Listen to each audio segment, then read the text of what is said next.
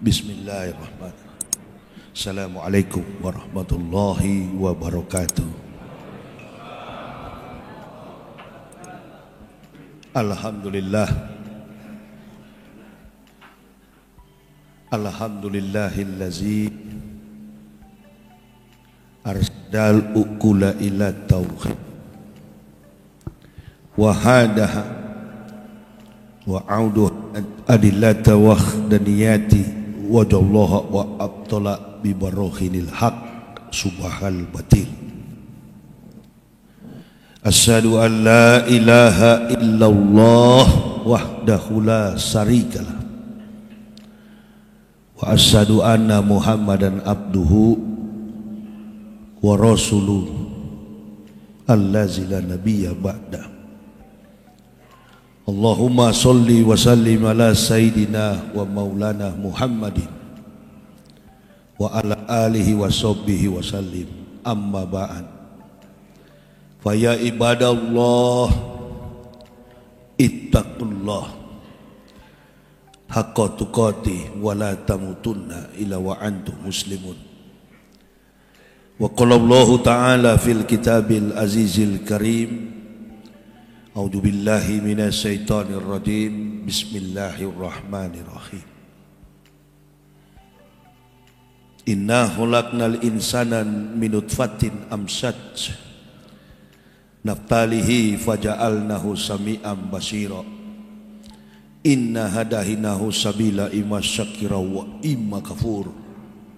Aina atatna lil kafirina salasila wa aqlala wa sa'ira. Faqala Nabi sallallahu alaihi wasallam, hubud dunya ra'su kulli khoti'at. Kiwamud dunya bi arba'ati asa, bi ilmi ulama'i, bi adlil umara, bi syakwatil akniya, bi dakwatil fuqara'i. Ibu bapak, saudara-saudaraku rahimakumullah, jamaah masjid,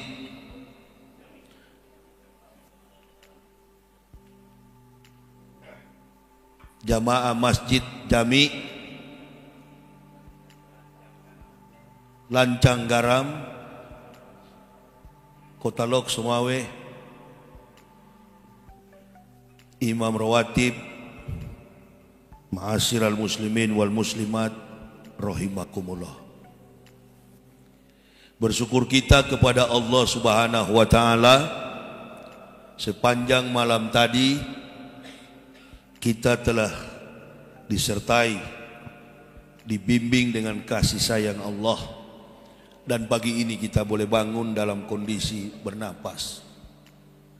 Kalau masih diberi napas, berarti masih ada peluang bagi halayak kita semua untuk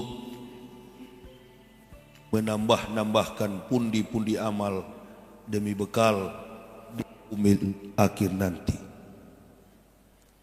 La tasalu qadama abdin yaumal qiyamati min baini yadayillahi ta'ala hatta yus'alu an ati asa. Tidak beranjak kaki seorang hamba dari pelataran kiamat kecuali dia ditanya 4 persoalan. Yang pertama, an umri bima afna, umurmu dengan apa engkau habiskan. Wa an jasadihi fima ablahu, jasad di dalam tanah pun ditanya oleh Allah, dengan apa engkau rapuhkan. Wa an ilmihi wa amila bihi, ilmumu untuk apa engkau gunakan. Dan yang keempat, wa an malihi min aina iktasaba wa fima anfaq, hartamu dari mana kau dapati, untuk apa engkau belanjakan. Hanya 4 persoalan itu yang ditanya. Tidak ditanyakan apa jabatan dan pangkatmu di dunia. Tidak ditanyakan bertali-tali kekuatan kekuasaanmu di dunia. Tidak ditanyakan aset di dunia, keturunanmu, bangsawan atau jelata, terhormat atau tidak terhormat. Yang ditanyakan an umri fima afna, umur. Kadangkala ini kita manusia ini lalai mempergunakan umur. Ketika seseorang diberi umur oleh Allah, dia berpikir, seorang muslim apalagi, dia akan berpikir setiap hari apa yang aku lakukan sebagai seorang muslim dalam usia umur hidup ini. Saya pribadi, begitu Allah memberikan hidayah, mengucapkan 2 kalimat syahadat, menetapkan dalam satu komitmen hidup, walking on the right track, berjalan selalu pada jalan yang lurus, dengan mempergunakan usia hidup ini mengingat besok akan berangkat pulang. Tak ada satu manusia di dunia ini yang berpikir bagaimana bekal kita besok di akhirat. Enggak ada. Saya pribadi merasakan itu, enggak pernah berpikir soal itu. Yang ada adalah 1, khawatir, 2, takut, 3, tidak ada kepastian dalam hidupnya. Takut sakit, takut mati, takut tidak beruntung, belum lagi perasaan berkecamuk di dalam dada kita. Tidak sedikit manusia seperti itu.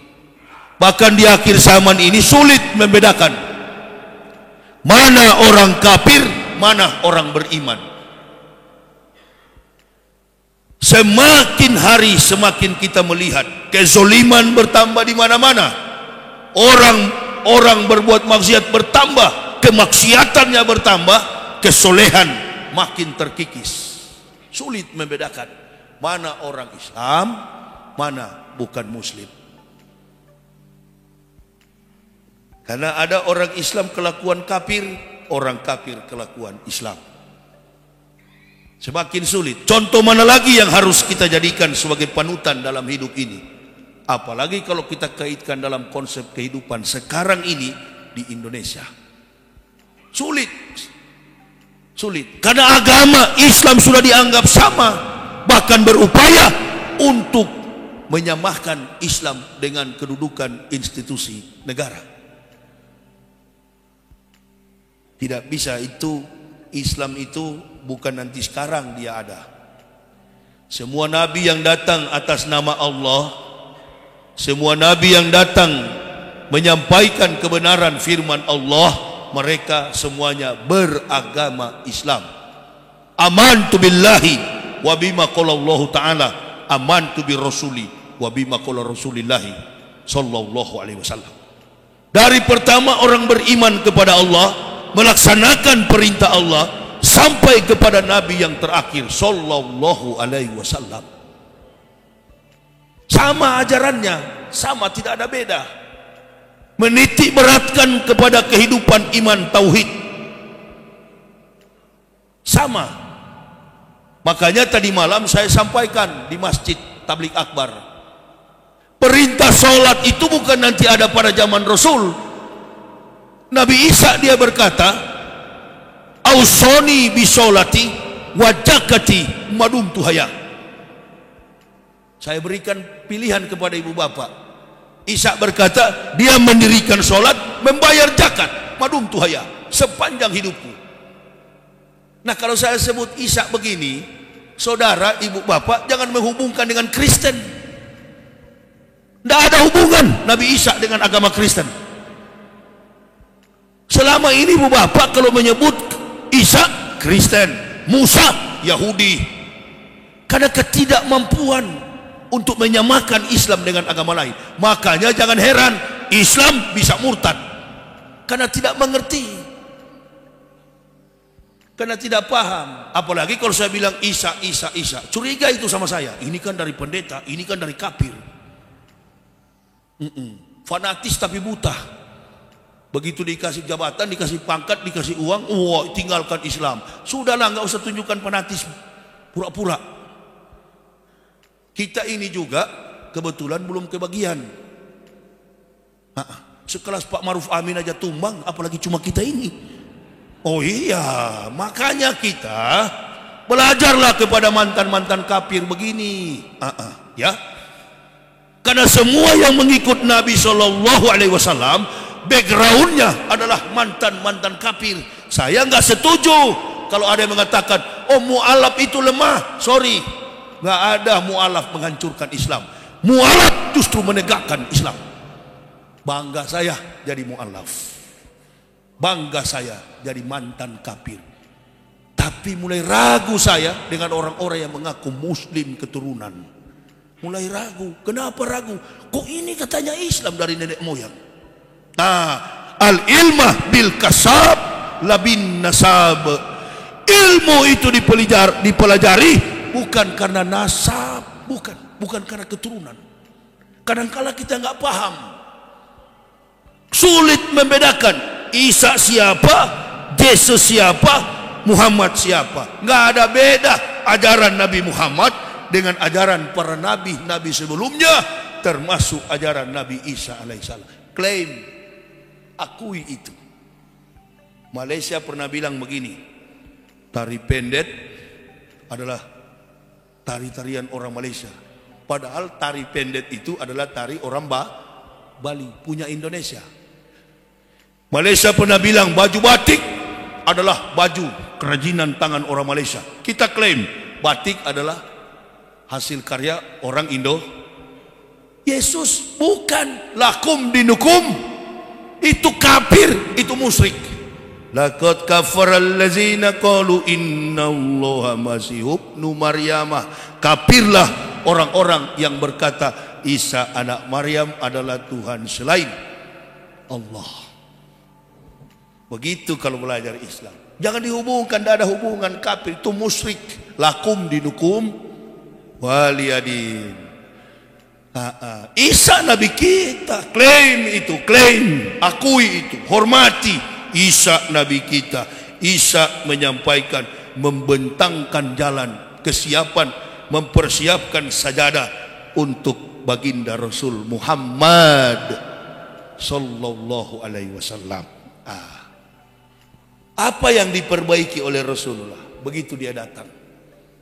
Karena semua nabi yang datang atas nama Allah membawa mukjizat. Nabi Isa alaihissalam datang dengan mukjizat. Kenapa Nabi Isa dengan mukjizat? Isa ibnu Maryamah rohulillahi wa kalimatullah. Karena pada waktu manusia hidup di zaman Nabi Isa, manusia ini sengaja dibuat oleh Allah dalam kehidupan yang sangat-sangat prihatin. Menderita sakit penyakit. Bahkan Isa pernah mendemonstrasikan orang yang sudah mati bangkit. Tanah liat dipegang oleh Isa, dilempar menjadi burung. Ini mujizat Nabi Isa alaihissalam. Kenapa begitu? Karena ingin membawa manusia untuk mengenal Tuhannya. Ditunjukkan mujizat. Ini mujizat dari Allah. Apa kata Yahudi? Haza syirum mubin. Ini katanya sihir yang nyata. Ini Yahudi yang ngomong begitu. Orang Islam belum datang, Nabi Muhammad belum lahir. Makanya Isa katakan, saya diperintahkan Allah mendirikan solat, membayar zakat.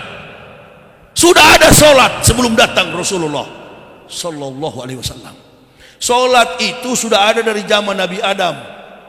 Solat sudah ada dari zaman Nabi Musa, Ibrahim, sampai kepada Isa alaihissalam.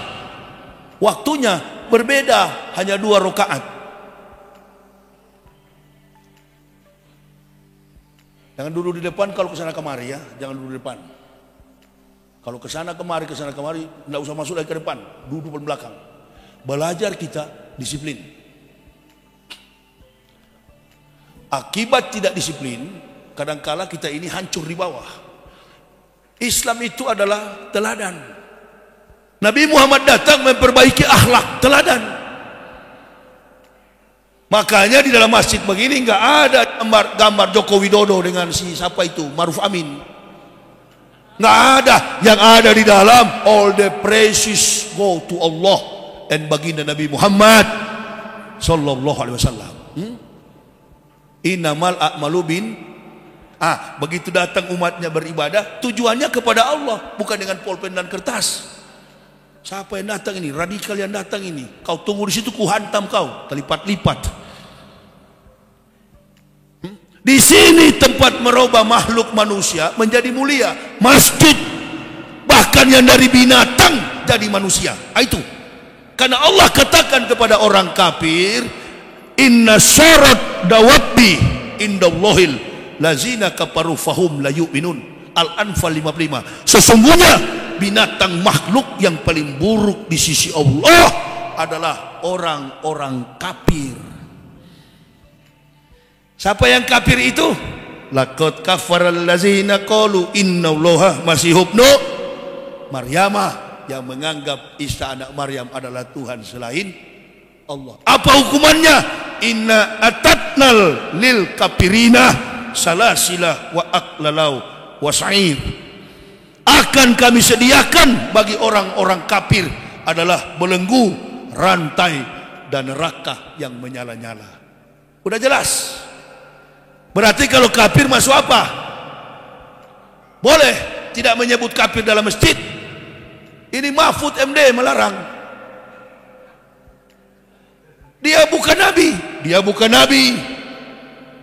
Ini manusia-manusia begini, labelnya Islam. Besok nih orang-orang begini, tandai betul dia, tandai. Yang tadinya ada pangkat jabatan, tapi suka merendahkan Islam, bahkan suka membunuh saudara Mos, hanya karena jabatan sesuap nasi. Tandai dia, ini manusia begini, munafiknya besar sekali. Kalau sudah 80-90 tahun, pura-pura dia ke masjid pakai sarung. Mulai datang ke masjid sudah mau bungkuk, seperti contoh dua orang yang di kursi ini. Sudah tua-tua begini, ya. Mulai tua datang ke masjid pakai sarung. Assalamualaikum, kasihan sudah mau mati. Tendang aja di kos lampu itu, sampai terlempar di pagar masjid dia. Inilah munafiknya manusia. Jangan katanya sebut kafir. Loh, kalau nggak sebut kafir, kapan kafir masuk Islam? Ente nggak usah pikir itu. Ente pikir sekarang ekonomi Indonesia tidak bertumbuh, hanya penuh dengan kamuflase. Islam dicubit-cubit terus untuk menutupi ketidakmampuan memimpin negara. Jangan pura-pura kura-kura dalam perahu, pura-pura tidak. Kami tahu itu kawan. Kami baca itu dengan baik, dengan jelas. Kalau Islam dipelihara dengan baik, umatnya diberi keadilan dengan sempurna, insya Allah, tanpa kau cubit-cubit kafir dan mukmin, insya Allah Indonesia ini akan diberkahi. Keadilan sosial katanya toh, bagi seluruh rakyat.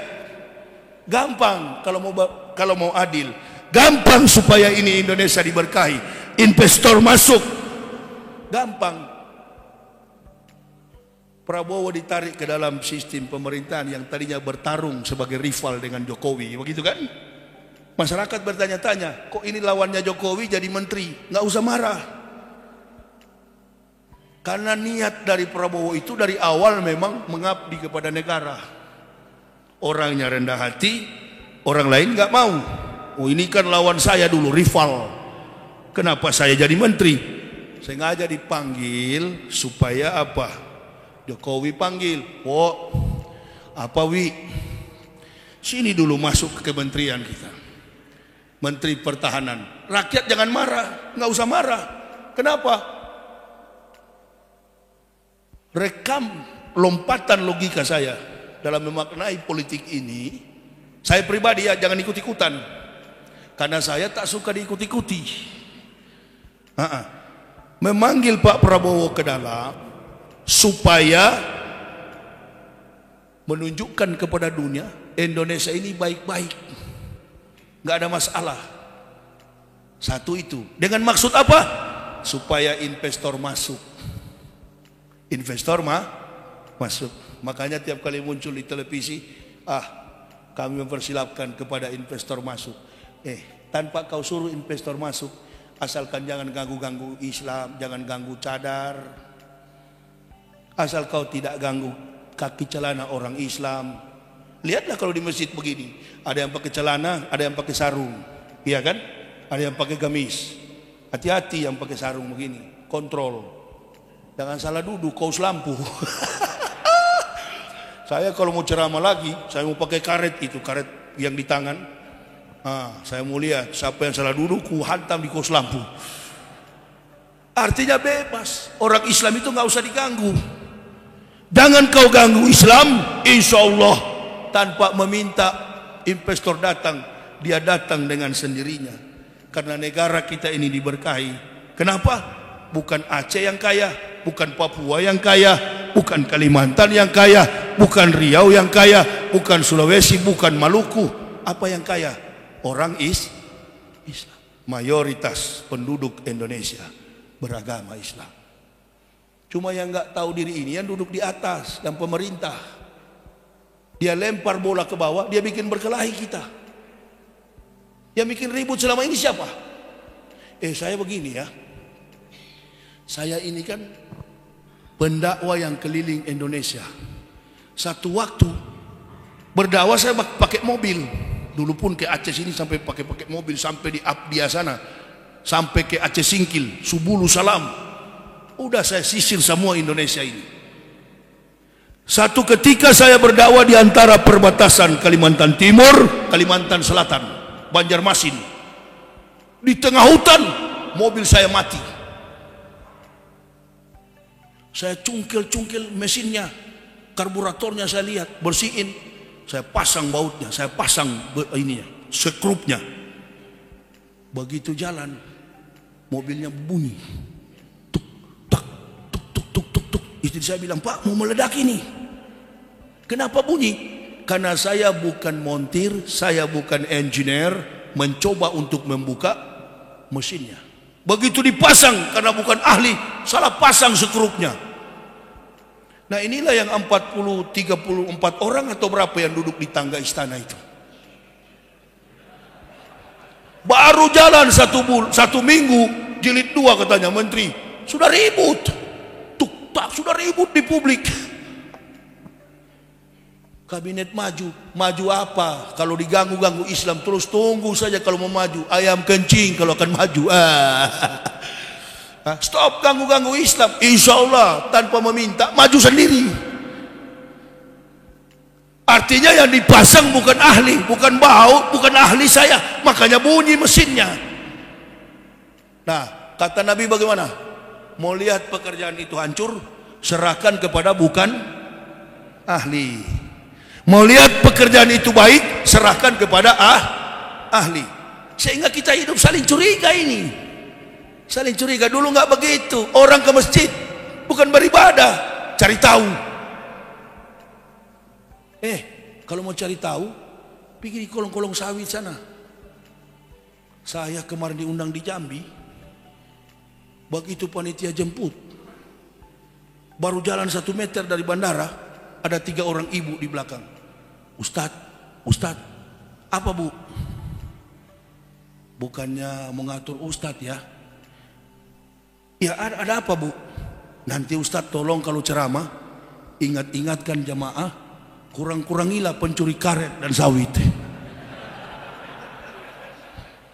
Buset, saya kira mau bilang apa? Taulah nih ibu-ibu ini, itu banyak dia di belakang. Tolong diingat-ingatkan ya Ustadz. Ingatkan apa bu? Bilangi jamaah, kurang-kurangilah pencuri karet dan sawit. Saya bilang, kenapa ibu tidak lapor petugas? Sudah Ustadz, tapi kan perlu uang minyak. Nah itu yang diurus. Yang pencuri karet, yang pencuri narkoba segala macam, itu yang diurus. Kalau orang di dalam masjid begini, nggak ada yang rusak, semua orang baik, betul? Kalau bajingan, kalau muslim kabut kacau, otaknya melintang, nggak mau dia ke masjid, nggak mau di pagar masjid aja dia nggak mau. Beda dengan di sana. Ini rumah Allah. Kalau di sana memang bukan kafir, setan banyak di dalam. Tanpa diundang memang berkecamuk di dalam. Tapi kalau masjid, setan di luar, dia cuma intip-intip. Dia nggak mau masuk dalam masjid, cuma di luar dia. intip, tidak bisa tembus dia ke dalam. Nah, jadi kalau ada orang ke masjid, sudahlah, nggak usah ragu, itu orang baik semua. Mulai dari pembicara sampai yang dengar. Begini banyak rusak Indonesia, kalau begini banyak rusaklah Indonesia ini. Betul. Nah, kalau di masjid itu nggak usah dijaga. Sebentar-bentar lagi sahabat, personil Polri dan TNI menurunkan 10.000 untuk Natal. Kalau Allah berkehendak, jangankan teroris, ma'asaba min musibatin illa biidnillah, wa ma yu'min billahi yahdi qalbu, wallahu bikulli syai'in alim. Kalau Allah berkehendak, diutus malaikat yang paling kecil di sana, dia goyang di Anangro Aceh Darussalam. Pernah? Sudah pernah atau belum di Aceh? Hampir sering. Manado jarang, Bali jarang, Aceh, Padang sering. Kenapa ya? Bukankah di Aceh ini semuanya Muslim? Kenapa begitu? Ada teman sekolah saya di Manado, dia bilang, Yahya, kalau Islam itu agama benar, kenapa di setiap gempa bumi, di setiap musibah yang terjadi, selalu di daerah yang berbasis Islam? Saya bilang, gampang sekali. Ini pertanyaan yang bagus. Kau sudah punya istri? Sudah. Punya anak? Sudah. Kalau anakmu salah, siapa yang pukul? Siapa yang nasihati? Siapa yang tegur? Bolehkah tetangga menegur anakmu kalau anakmu berbuat salah? Dia bilang, nggak bisa. Saya dong. Nah, begitu juga Allah. Karena kau milik setan, jadi dikasih piar. Dia bilang, iya juga ya. Karena Muslim agama benar. Sama dengan orang bertanya sama saya, Ustaz, saya dengar-dengar orang Kristen itu kalau memberi sedekah 10% dari gaji. Iya, makanya orang Amerika tidak mau beragama Kristen, karena pendapatannya 10% kembalikan ke gereja. Orang Islam 2,5%. Itu pun sudah disunat-sunat. Iya ya, di sini banyak tukang sunat itu. Sudah 2,5% disunat. Kristen 10% lancar. Masya Allah. Kenapa begitu Ustaz? Ya, kalau di Islam agama betul, agama benar, setan tidak suka. Makanya hati orang Islam, tangan orang Islam dihambat untuk memberi. Kalau di sana kan tidak ada yang hambat. Memang sama-sama setan. Itu. Kalau mau keras kepada kafir, bukan tujuan benci. Nggak ada dakwah kebencian itu. Itu cuma asumsi orang, karena dia sering memakan harta kafir. Enak sekali pukulan pagi-pagi begini. Nggak ada lemah lembut. Ya, kebanyakan lemah lembut ini munafik, pura-pura. Dakwalah dengan lemah lembut. Sana sudah terjadi di Timur Tengah. Saya bekas kafir jadi tahu watak kafir. Bukan keahlianmu. Ada kiai di Indonesia, tapi sudah almarhum sekarang, pernah tegur sama saya, tolong nak, kalau ceramah itu volumenya pelan-pelan sedikit. Allah, saya bilang, kiai sudahlah, cuci kaki lah, sudah tua begini, bobok sana. Ini kafir, saya lebih tahu. Pak kiai tidak pernah kafir. Saya yang pernah kafir, tahu politik, trik, manuver orang-orang kafir. Sekarang sudah terjadi. Datanglah ke gedung-gedung kementerian. Semua pemimpin, bahkan di daerah berbasis Muslim sekalipun, pemimpinnya adalah kafir. Datang, lihat sekarang menterinya. Ketidakadilan sudah terjadi. Mayoritas kita, kata Kiai Jainuddin, tidak berdaya. Sebagaimana buih di lautan, kita dikepung dari segala arah. Tanpa kita sadari, kita mulai luntur. Tunggu saja kalau Indonesia ini diberkahi. Gak bakal diberkahi. Orang yang sudah murtad diangkat jadi menteri, narapidana, kafir, penista Al-Quran diangkat jadi komisioner. Apa tidak ada orang Islam yang lebih hebat dari dia? Banyak. Sandi lebih qualified. Siapa lagi? ekonom, mantan menteri, Rizal Ramli, banyak. Orang Aceh juga ada beberapa orang ekonom hebat, nggak pernah terpenjara, reputasinya baik, agamanya Islam. Memang kita bukan negara Islam, bukan. Indonesia nation state is not nation religion, bukan negara agama, bukan. Tapi mayoritas penduduk Indonesia adalah Muslim. Keadilan pemerintah itu harus kepada mayoritas. Ini perjuangan kita, perjuangan dakwah. Yang bermain di belakang kafir, orang Islam jadi munafik. Makanya dilarang, jangan menyebut kafir katanya. Oh, saya lebih takut firman dari Allah daripada Mahfud MD itu. Sudah duduk tenang-tenang, kasihan. Sudah dapat yang dia cari. Memang jago-jago kalau nonton di TV, mau lihat orang-orang itu, alah ganti channel. Pindah di Mekah, orang round, umroh, pelaksanaan haji, itu enak ditonton. Lihat orang-orang ini, saya sampai bertanya-tanya, ini orang-orang ini Islam atau bukan? Saya dari kafir saja begini, Masya Allah, bukan main cintanya. Natal, Maulud, itu bahasa Arabnya, Maulud. Natal itu bahasa Yunani, Dis Natalis, peringatan hari kelahiran, peringatan hari ulang tahun, Dis Natalis. Kalau di Kristen, Merry Christmas and Happy New Year. Tadi malam ada jamaah tanya, Ustadz, boleh nggak orang Islam ucapkan selamat Natal? Haram nggak? Ini rajal yang di sebelah kanan Pak Jokowi sekarang. Kawan yang di samping ini yang dulu pakai sorban sekarang sudah tidak. Nih kawan ini dulu 2016 ngomong. Nggak kawan yang sebelum dia pakai jas. Kawan yang di samping Jokowi. Dulu dia ngomong.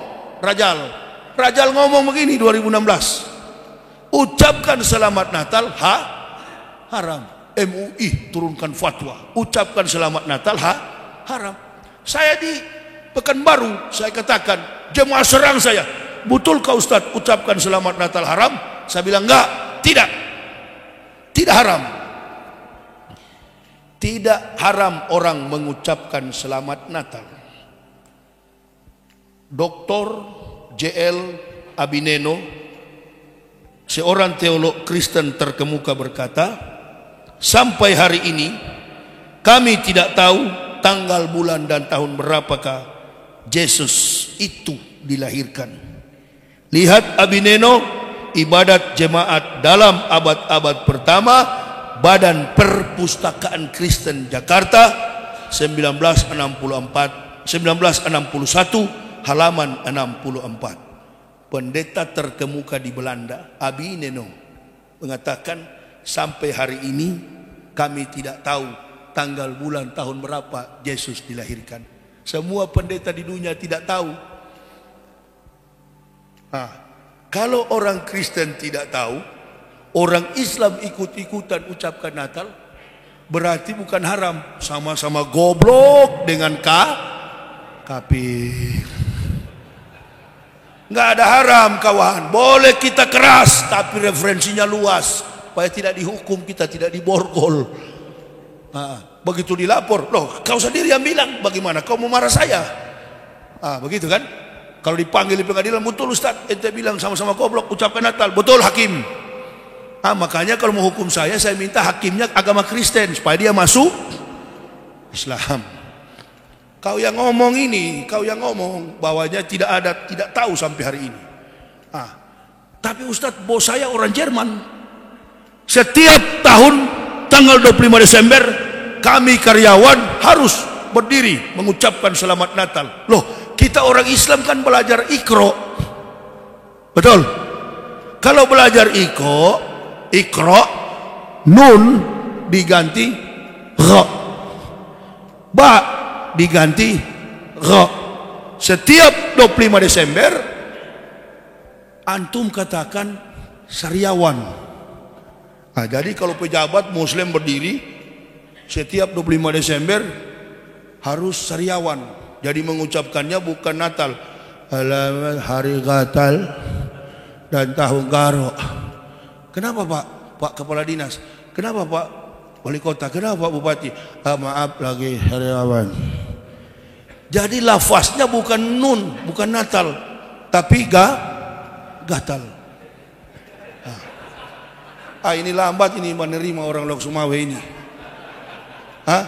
Halaman hari gatal dan tahun harap. Tanya kenapa? Maaf lagi karyawan. Lagi karyawan. Jadi lafaznya bukan Natal. Selamat hari gatal dan tahun garu. Karena kalau gatal harus di begitu. Cara menghadapi ular harus lebih licik daripada kadang-kadang kita memang nggak licik, terperangkap ke dalam sarang ular. Jadi ular. Harusnya robani ular jadi tadi di Al-Anfal orang kafir masuk Islam, berarti dia dari binatang jadi Saya dengar tadi malam ada orang Lok Sumawe murtad.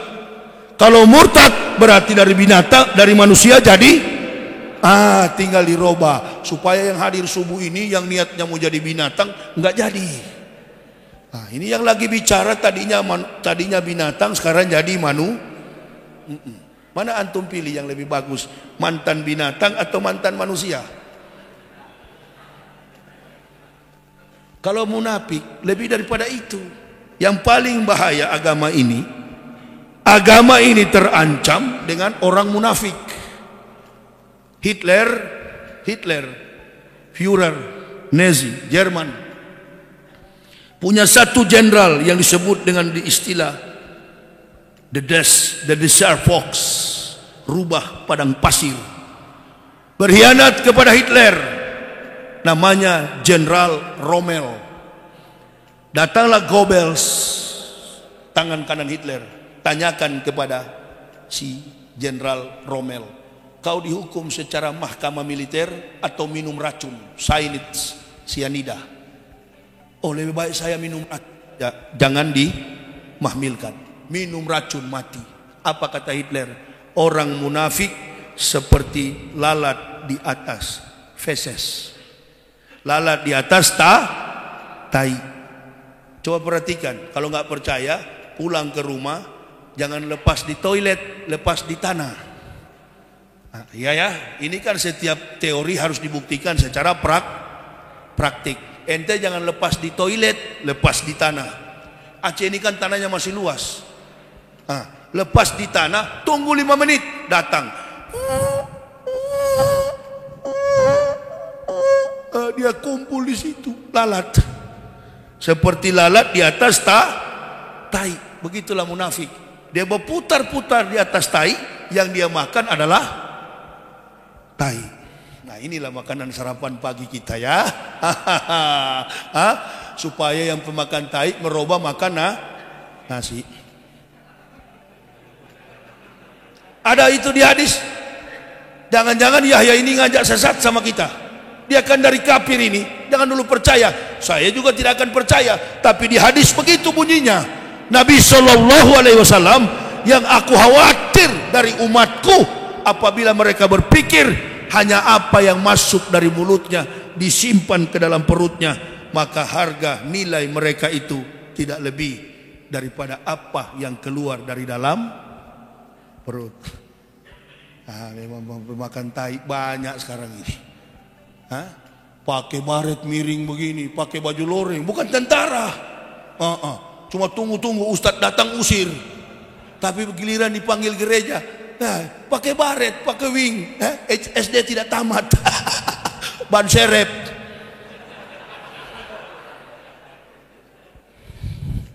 Ini bukan ban serep. Dunlop asli ini, Bridgestone, bertahan bertahun-tahun, di aspal digulung-gulung, tahan. Serep cuma diam-diam. Pakai baret miring. Saya pernah tanya, kawan, kapan terjun? Kuku hitam-hitam. Tentara bagaimana kuku hitam-hitam? Ustadz datang diusir. Wah, ini kan mau dekat-dekat hari gatal. Di gereja dia. Jaga di gereja. Wah, awas. Baret miring. Dipelihara. Betul nggak Pak? Ya kan? Ban serep pelihara. Ada yang ditaruh di belakang, ada yang taruh di bawah, terpelihara. Mobil saya, masya Allah, setiap saat ada ban serep. Ini ban-ban serep ini yang bikin rusak. Kumpulan pemakan. Sudah, lapor. Sini, Abdullah. Itu, Somad mau turun ke Jawa. Yahya Waloni mau turun. Cegat, siap. Coba cegat saya. Saya di mobil itu ada samurai panjang sekali. Coba kau cegat, kalau aku rimbas kau. Di mana saya pernah minta umat Islam bela saya berdakwah? Enggak pernah. Cukup doa. Saya kemana-mana ada samurai di mobil. Silakan ya, kau ganggu. UAS masih ada pengawal. Satu-satunya ustadz yang tidak pakai pengawal keliling Indonesia. Nih, Yahya Waloni. Saya tinggal tunggu-tunggu. Memang saya akan mati, tapi di antara kalian ada yang saya rimbas. Baru kita ketemu di akhirat. Nah, mana yang mulia? Ini dari kafir jujur kepada Islam. Ini muslim nenek moyang, pemakan harta kafir. Dikasih nasi bungkus. Yang ngasih siapa? Pendeta. Isinya ya tai lah. Masya Allah. Cuma itu bekal kepada orang Lok Sumawe ya. Tadi malam kan kita bicara tentang akhlak di luar. Sekarang ke dalam kita, lebih ke dalam lagi kita. Sampai saya katakan lapisan daripada hati itu adalah naluri. Di bawah naluri lagi ada apa? Sukma. Di dalam sukma ada akal. Amar bin Ka'ab, Abu Hurairah datang di pagi buta kepada Nabi Sallallahu Alaihi Wasallam bertanya, ya Rasulullah, man a'lamu nasi, man a'budu nasi, man afdolu nasi. Siapa orang yang berilmu, siapa yang ahli ibadah, siapa orang yang paling utama. 3 pertanyaan dikanter dengan 1 jawaban. Al-aqilu, orang yang berakal. Tidak kalian tahu Amar, Abu Hurairah, kata Rasulullah, manusia itu diciptakan Allah di antara susunan malaikat yang berakal tanpa syahwat dan binatang yang bersahwat tanpa akal. Bila manusia kehilangan akal karena keburukan sifatnya, maka manusia 1 tingkat lebih daripada binatang. Tapi akalnya mampu mengalahkan keburukan sifatnya. Manusia 1 tingkat lebih daripada malaikat. Di balik sukma itu ada akal. Akal bukan logika. Logika itu adalah bagian daripada akal. Tingkat berpikir, positive thinking, negative thinking, and positive thinking is the best. Akli. Nah itu saya bilang tadi malam. Kalau sukma ini yang lapis ketiga sudah mati, maka hati, naluri, akal menjadi busuk. Busuk hati, busuk naluri, busuk sukma, maka seluruh jiwa kita akan mati. Diputar-putar ke situ sama. Penerimaan kita kepada Nabi, keraguan yang ada. Ragu dengan Islam karena hati sudah mati. Ragu dengan Islam karena jiwa kita sudah kotor, bahkan sudah busuk, luka. Saya justru dari hati yang mati, sukma yang busuk, Allah tempatkan, gantikan dengan hati yang baru. Penerimaan Islam pun diamalkan dengan sempurna. Nah itu. Ya ayyuhalladzina amanu udhulu fisilmi kafah. Masuk ke dalam Islam secara radikal. Masuk ke dalam Islam secara ekstrim. Sudah tidak usah ganggu-ganggu Islam. Sudah bosan kami kalau diganggu-ganggu terus. Teroris-teroris yang ada di Medan tangkap. Bukan nanti di zaman Jokowi, dari zaman Soekarno sampai sekarang, organisasi terlarang yang perlu diwaspadai bukan teroris. Apa itu? PKI, ya, PKI yang suka menghasut, pura-pura cinta Pancasila, padahal dialah penghancur Pancasila. Pancasila itu diamalkan, bukan dihafal, diamalkan. Makanya ribut kemarin antara Rocky Gerung dengan orang-orang PDIP. Ribut. Kenapa? Rocky Gerung katakan Jokowi tak paham Pancasila. Kalau dia paham tidak berhutang. Betul juga itu. Maksud Rocky itu makna Pancasila dalam filosofis implementatif, bukan dalam filosofis urutan-urutan sila yang dihafal. Anak SD pun hafal itu. Tapi anak SD tahu nggak kira-kira kalau berhutang 4.000 triliun, bagaimana anak cucu kita? Membangun kekuatan kekuasaan di atas kumpulan kolusi nepotisme. Sekarang kan lagi ribut, lepas tentang Nabi Muhammad, lepas dari isu tentang cadar, lepas dari isu tentang cingkrang, ada isu baru lagi dilempar ke publik mengenai dinasti kekuasaan Joko. Ya memang bapak yang berpolitik, saya kan anaknya, saya punya bisnis, nggak akan mau berpolitik. Sekarang sudah ikut berpolitik. Ini lidah-lidah ular ini. Anak kecil mau mencalonkan diri jadi wali. Hati-hati kita, jangan-jangan bukan negara sekarang ini kita properti. Sudahlah, yang di Medan itu kan lain, itu orang lain. Si Bobi Nasution. Tapi yang satu ini pernah ngomong, ini anak ini nggak pernah senyum. Dengan orang tua pun tidak tahu sopan. Itu tidak. Kita luruskan yang begini. Kita luruskan. Nggak usah takut. Paling 5 tahun di penjara. Iyalah, ini umur saya 49, tambah 5 tahun 54, masih kekar. Di penjara bisa push up. Malah hafal 30 juz. Alif lam mim zalikal kitabul la raiba fihi hudal lil muttaqin. Hafal 30 juz, keluar lebih keras lagi, hantam lagi, libas lagi, kan begitu. Nggak bisa semua ustadz yang lemah lembut. Ustadz Aceh lemah lembut. Kenapa? Karena memang orang Aceh sudah Islam. Jadi nggak usah kasar-kasar, nggak usah tuh bidah, kafir, bidah, maulud bidah. Jenggot tidak sama, masuk neraka. Berhenti begitu. Kalau ada ustadz begitu ceramah, kasih tinggal aja dia. Anggaplah radio rusak itu. Bila perlu habis ceramah jangan kasih amplop. Ini golok dengan amplop kosong kasih aja. Itu juga satu bahaya dalam pemecah belah umat saya dari kafir nggak ada tujuan. Tadi imam baca kunut, Allahumma dinna fiman hadait, saya aminkan, amin. Wa fiman afain, amin.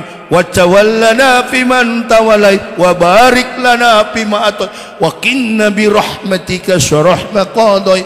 Ana aminkan. Orang tidak kunut, saya juga tidak kunut. Lebih cepat, lebih bagus. Aminkan. Jangan Allahumma dinna fiman hadait. Enggak, saya kan Muhammadiyah. Wa fiman afait. Enggak, saya kan Radio Roja. Giliran juga orang tidak kunut, marah juga yang kunut. Loh, saya kan kunut, kenapa tidak kunut? Enggak sah. Fanatis buta. Alias goblok itu. Orang kunut, dia tidak ikut kunut, dia melawan. Ikuti berapa lama angkat tangan begini, lupa. Hamzah dengan imam pendiri NU Hasyim Asy'ari menunaikan lil hajj, himayatan lil hajj, pergi haji keliling lautan berhari-hari, berbulan-bulan di jalan. Hari pertama Imam Asy'ari yang menjadi imam, Kiai Haji Hasyim Asy'ari, kakeknya Gus Dur. Di belakangnya ada pentolan Muhammadiyah, Buya Hamka. Begitu lihat Buya Hamka jadi makmum, beliau jadi imam, beliau tidak baca kunut, padahal ahli kunut, orang NU. Usai sholat ditanya oleh Buya, kok nggak baca kunut? Antum ahli kunut, Tuan? Betul, Tuan, karena saya imam, saya melihat makmum saya Muhammadiyah tidak mengakui kunut. Ini bijak sekali. Besoknya Buya yang jadi imam. Karena Kiai Hasyim Asy'ari jadi makmum, beliau ucapkan kunut. Sekarang Islamnya beda. Ya, coba kalau Islam ikuti seperti dulu, saling hormat begini, aman kita Muslim. Yang ada di masjid bidah. Apabila datang ke kubur,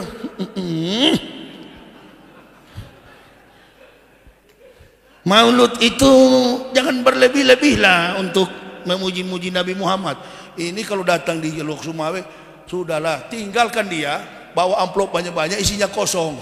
Kasih dia. Kau cuma tujuan perut itu. Satukan umat Nabi ini. Saya dari kafir masuk Islam, nggak ada hobi begitu. Bahkan kalau kuliah subuh di Jakarta, disuruh jadi imam, saya tolak. Kenapa? Saya tidak mau jadi pemecah belah di antara Muslim. Ustadz jadi imam, enggak lah. Kalau disuruh Ustadz jadi imam zuhur, asar, itu mau saya, karena tidak berbunyi. Mau saya kalau zuhur, asar sini mainkan. Tapi kalau seperti tadi subuh jangan harap, apalagi sajadah itu panjang.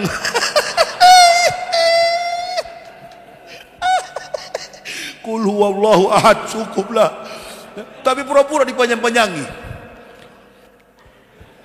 Oh jangan begitu jamaah, ini bekas kafir jago sekali yang begitu. Ente baru belajar, saya sudah pensiun. Jadi berhenti begitu. Satu waktu saya di Pekanbaru mau ceramah, tidak ada yang bisa baca Quran. Padahal, semua di jidat sini, ya seperti ini penutup mangkuk hitam semua. Jenggot panjang-panjang sampai sini. Ustadz David, suruh baca Al-Quran dulu. Nggak ada Ustadz, langsung aja. Nggak boleh, baca Al-Quran dulu baru saya ceramah. Bacalah. Nggak ada yang mau berdiri. Satu orang paksa, bukan baca Quran tanpa tartil, makhrusnya kocar kacir. Dia bukan baca Quran, tapi dia tadarus. Baca Quran dengan tadarus ya beda. Saya bilang kalah sama mantan kafir. Saya suruh istri saya, mak baca Al-Quran. Baru dia kaget. Ternyata cuma gaya. Kosong isinya. Islam bukan begitu kawan. Islam itu nggak perlu gaya.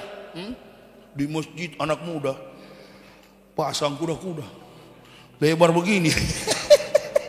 Allahu Akbar. Taekwondo ini atau apa ini latihan kuda?